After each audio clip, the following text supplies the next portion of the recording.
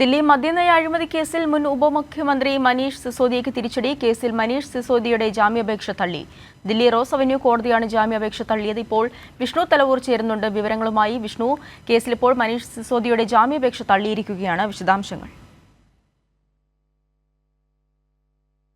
ആവണി, ദില്ലി മദ്യനയ അഴിമതി കേസുമായി ബന്ധപ്പെട്ടുകൊണ്ട് ഇഡിയും CBIയും രജിസ്റ്റർ ചെയ്ത കേസുകളിലാണ് ഇപ്പോൾ ഉപമുഖ്യമന്ത്രിയായിരുന്ന മനീഷ് സിസോദിയ ദില്ലി റോസ് അവന്യൂ കോടതിയിൽ ജാമ്യാപേക്ഷ സമർപ്പിച്ചത്. പക്ഷേ ജാമ്യാപേക്ഷ ഇന്ന് ദില്ലി റോസ് അവന്യൂ കോടതി തള്ളിക്കളഞ്ഞിട്ടുണ്ട്.